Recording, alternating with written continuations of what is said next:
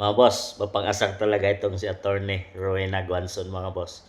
May mga bansag at palayaw siya dito sa mga taong ito mga boss. Ating basahin. Ang agila ng Davao, agila, siyempre Sara Duterte.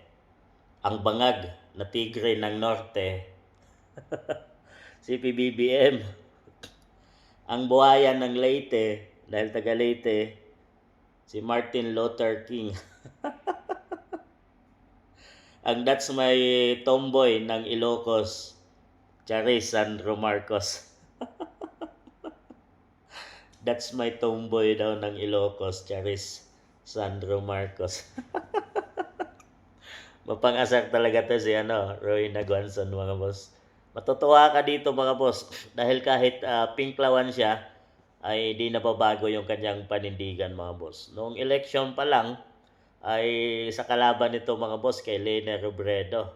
Nakita natin nung nangangampanya ang tandem ng Uniteam ni BP at ni BBM ay talagang doon ay sinusukan niya na ang pangalang Marcoses at talagang sa mga campaign rally pa lang mga boss ay sinasabi niya na itong cook at binabansagan niya na itong cook itong si BBM mga boss.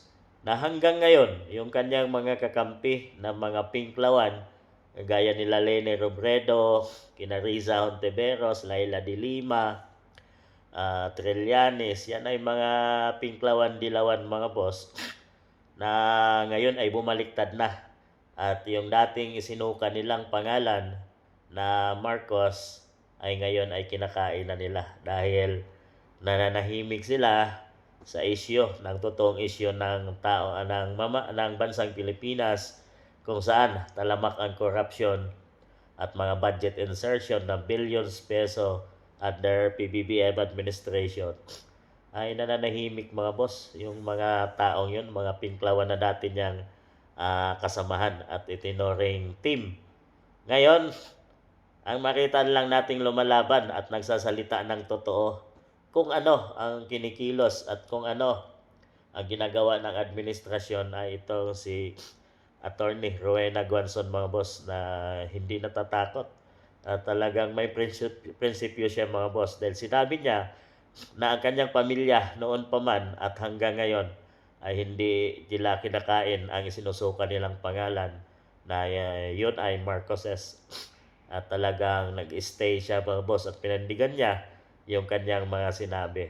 Ito yung mga taong kailangan natin mga boss na hindi lang sa oras ng pangangailangan at kagipitan pagdating sa kung ikaw ay nabibigyan ay buwabaliktad ka at naging mabango sa'yo ang noon na isinusuka mo. At yun ang nangyari mga boss.